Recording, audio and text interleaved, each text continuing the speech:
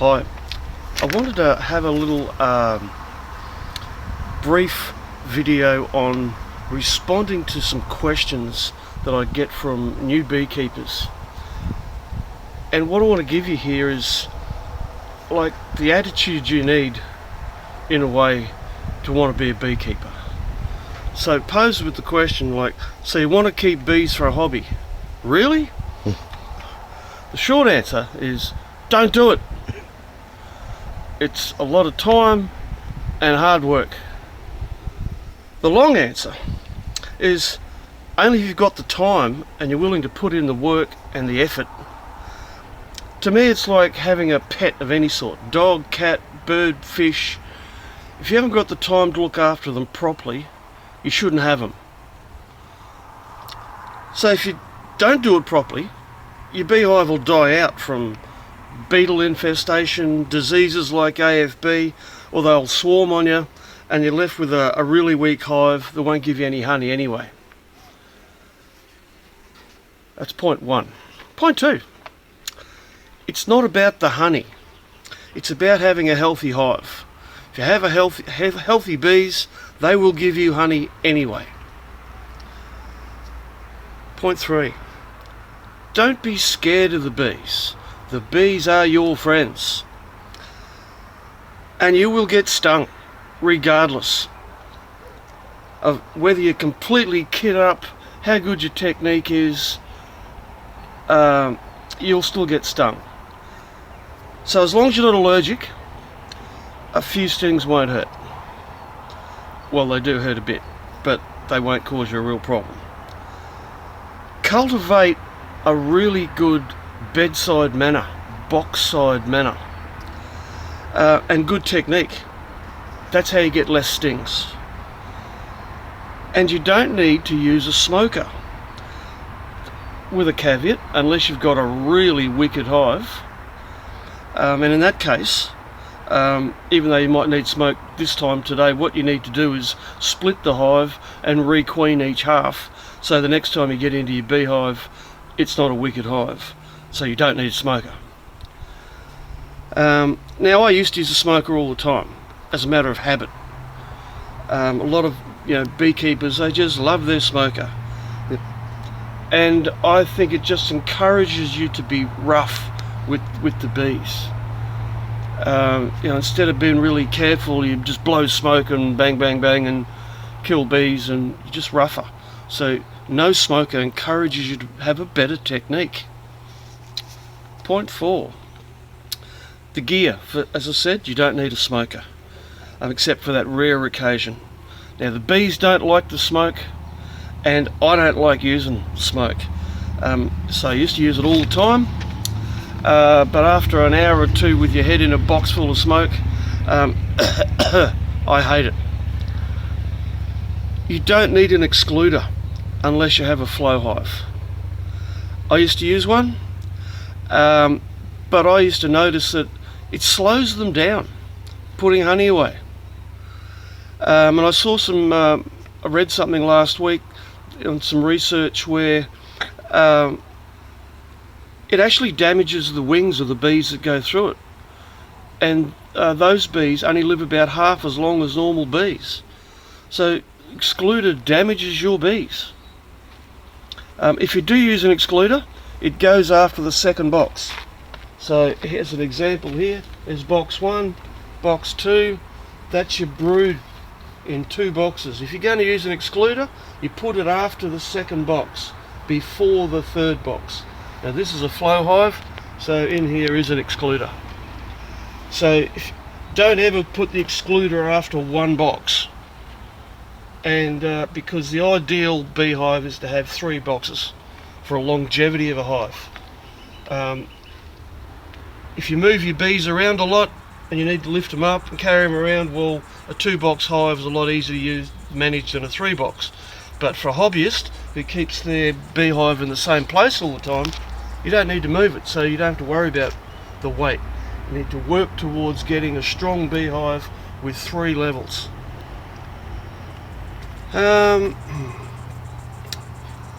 So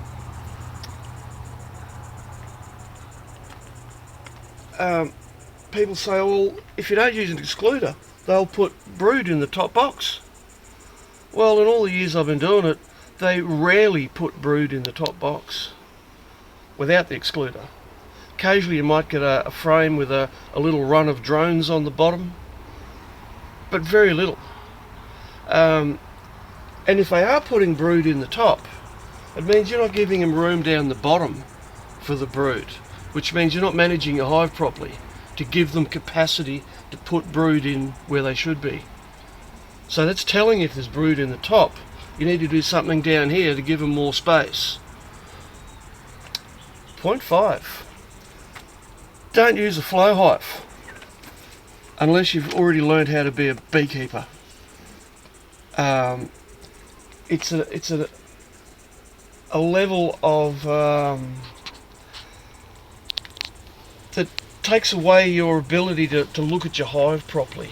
If all you do is just turn the key and want to get honey out of the flow, what's happening down here, which is the most important part, not how much honey's up in the top. Number 6, kill every beetle that you see, the small hive beetle. You don't need traps, you don't need anything else if you stay on top of it. If you're looking in your hive nearly every week, kill every beetle you see. Now through the drier months, the colder months, there's not as many beetles. They breed in the ground in warm, dry, wet soil. Now in this area, we've been in drought for 20 years due to climate change. The beetles are not as bad as they have been in years gone past. So if you kill everyone you see, you don't have a beetle problem. And if you don't do something about the beetles, all you're doing is keeping a beehive that's a refuge for beetles and is spreading it to other hives. So as part of the cleanliness, good management of being a beekeeper, stay on top of the beetle problem. You always get a couple. If you're getting a dozen, stay on it. If you're getting hundreds or thousands like I've seen in hives before, you got a real problem. Then you may have to consider something, but I've just worked on the idea that if you just kill everyone you see and don't let them get out of control, you can stay on top of it. Point 7, look in the hive, every frame, every box, almost every week of the year. Now to go through 3 boxes like this, not the flow, but if it was 3 normal full boxes, it'll take you about an hour every week. That's without getting any honey. Just to go through, check it out for beetles, for queen cells, for diseases, for how much capacity there is, how they're doing. It'll take about an hour every frame. Go through both sides, every frame down to the bottom, put it back together again. You need the time to do that, otherwise you're not looking after the hive properly. Number 8, don't take used gear from anybody else. Use frames, use boxes. You're likely to catch AFB, which is American foul brood disease, and if you catch it, the only cure is to burn the lot and you lose your whole hive. That's happened to me in the past. Helped out someone with an AFB problem. I didn't realise I had one. Next thing, my beehive had it. Burn the lot. Bit of a bummer, that. Number 9, in your weekly inspection, if there's any fully capped honey to take it. This is about having the time to do bees properly. If you take the capped honey and put back the stickies after you've centrifuged them, the bees will give you more honey. If it's already full and the frames are full, the bees can't do anything with those frames. They're full. There's no space. So take the capped honey when it's there and they'll give you more. Particularly at the right time of the year, like springtime, honey flow time, when things are flowering profusely, they fill it up quickly. If you're not in there often enough to take what's there, you miss out. You're not getting as much honey as you could, and chances are they'll fill it up and they'll want to swarm because there's no more room in the box. And last and least, or not least, get advice. There's a lot to know about bees. that can never be given to you in one little video or a few videos.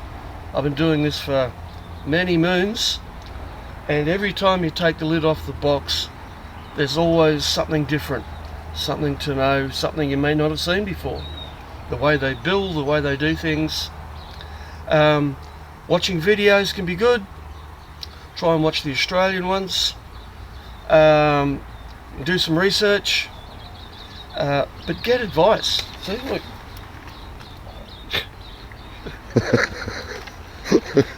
So that's just a few little pointers for someone that's thinking about getting a beehive. And I'll say, really?